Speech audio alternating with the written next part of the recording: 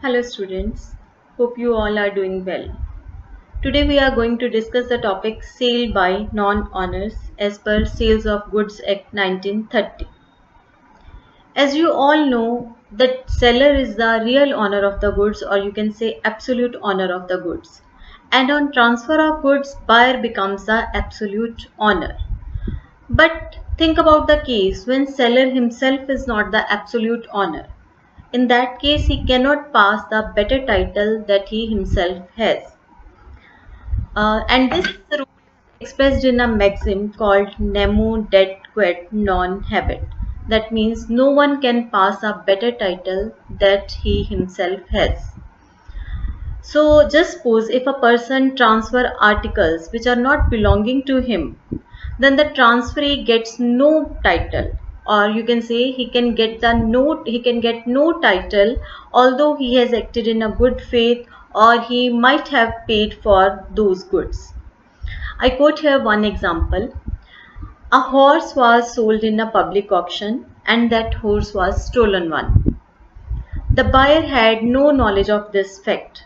So here it means buyer bought the goods in the good faith, but he can get no title against the true owner of the goods. This rule is called as nemo dat quid non owner. That means explained under section 27 of Sales of Goods Act 1930. But there are certain exceptions to this rule, and we are going to discuss those exceptions now. So, first exception to this rule is sale by mercantile agent. So, where a mercantile agent with the consent of the real owner is in possession of the goods and he sells those goods in the ordinary course of business, such sale shall be considered as valid sale, although it is done by a non-owner. But certain conditions are there, those must be fulfilled. First one is the person making the sale must be a mercantile agent. Secondly, mercantile agent must be in possession of those goods and it must be with the consent of the real owner or the seller of the goods, and he must have made this sale in the ordinary course of business. Buyer must have acted in a good faith and buyer should not have the title of the at the time of the contract of the notice that the agent has no title to sell the goods. Second exception to this rule is sale under the implied authority of the owner or title by estoppel. Under certain circumstances, the real owner is prevented from denying the seller's authority to sell. That means where the real owner causes the other party to believe, or the third person, or you can say buyer, to believe that seller is the real owner. Later on he is prevented from denying this fact, or he is stopped from denying the fact, where he has given himself the authority to the other party to sell or to act on his behalf. Just I quote one example. Just suppose the owner of a car, he gives the authority to his agent. His name is, just suppose, Vikram, B. We quote him B. So he has given the B to show his name on his car. The reason being he wants to show the public that this car belongs to B, that means Bikram, because Bikram has a good reputation in the market, and if the B's name will be shown on the car, public will be ready to purchase it. So by his conduct or by his words, he has given this authority to the seller to pretend like he is the real owner. So in any case, if third party is purchasing that car on this belief that Bikram is the real owner, later on the real owner is stopped from denying this fact that this car doesn't belong to Bikram, because by his conduct or by his words he has given this authority to Bikram himself. So third exception to this rule is sale by one of the joint owners. Under section 28, sale by one of the joint owners is considered as a legal sale. So where one of the several joint owners has a sole possession of the goods and by the permission of other joint owners he sells the property, that sale will be considered as a legal sale, although it is not the sale by the real owners. That means all the owners are not selling it, only one person or one joint owner has been given the authority to sell the goods. In that case, that sale will be considered as a good or valid sale. But again, there are certain conditions. First condition is one of the several joint owners of the goods must be in the sole possession of the goods, and he is selling those goods with the permission of other joint owners. And buyer should purchase the goods in good faith only, and the buyer shouldn't at the time of contract of sale have notice of the fact that seller has no authority or has no authority to sell the goods. Next exception to this rule is sale by a person in possession of the goods under voidable contract. So as you all know, voidable contract means the contract which is done under fraud, coercion, undue influence and misrepresentation. So if any person have got the property under voidable contract and he is selling that property to the another person, the third person buyer, and he is not in the knowledge of this fact that the real owner is not the actual owner of the property, rather he has acquired that property by voidable contract, that means by fraud, by misrepresentation, by coercion or by undue influence, and he is purchasing that property in good faith. In that case, this kind of sale will be considered as a legal sale. But here another thing is कि the person who has acquired the property under voidable contract and the person whose property is that, he has not at that time resigned the contract.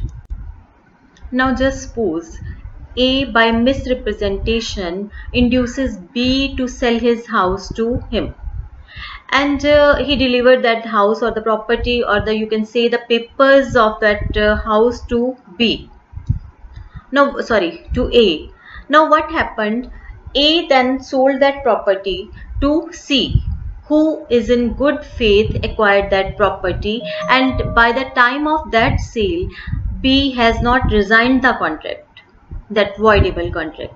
So in such circumstances we will consider that C has acquired a better title, then that means this sale is again a legal sale.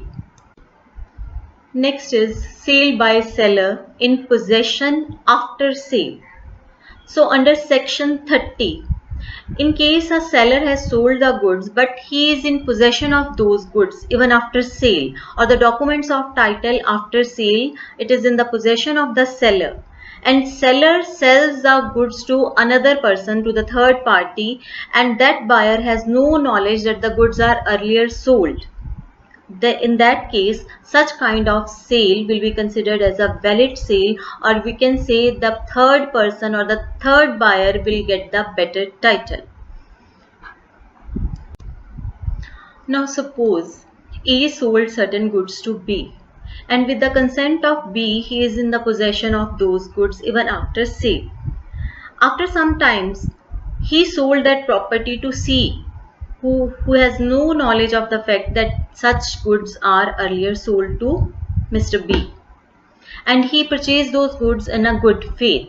In that case, C has acquired a better title, that means this kind of sale is a legal sale. Next is sale by buyer in possession after sale.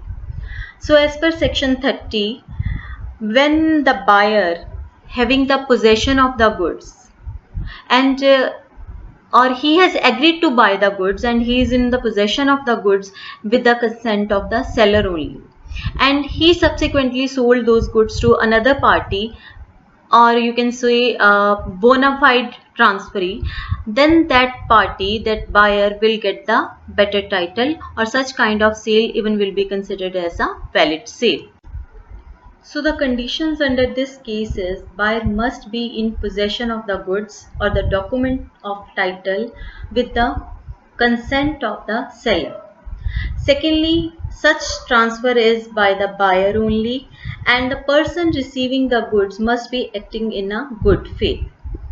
Now just suppose B agreed to buy a car which his solicitor approved, and he acquired the possession of the car.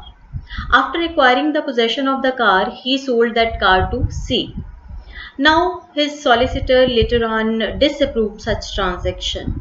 In this case, it is held that C has got the better title, or such sale is a legal sale. Next is sale by an unpaid seller. Now, unpaid seller is the person who has not received his claim of money from the buyer. So, in case the unpaid seller who is in the possession of the goods, or who has used his right of lien, or who has used his right of stoppage of goods in transit, he can further resell those goods, and the person who is purchasing those goods afterwards, he will get the better title than the original buyer. Now there are certain exceptions which are under some other acts, like under section 169 of Contract Act, finder of lost goods, he can sell the goods in a legal way. So where the finder of the lost goods, he has found some goods and he is not getting the original owner of the goods, and the goods are of perishable nature, then he can sell those goods legally. Or in the second case, we can say where the lawful charges of the goods which have been found by the person that amounts to 2/3 of the value of the goods, he can sell those goods in a legal way. Same way under section 176 of the Contract Act, the pawnee of the goods, the pawner of the goods, if he has pawned the goods, and the pawnee of the goods has a right to sell those goods pawned with him. In some cases, special powers of sales are given to the officers of the court, liquidators of the companies, same way custom officers in case the duty is not paid.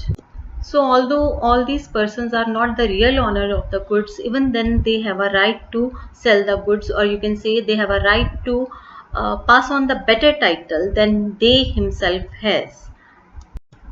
So this is all about sale by non-owners. I think the topic is clear to you. So thank you very much. Myself Munisha from GGN Khalsa College, Department of Commerce. Thank you so much.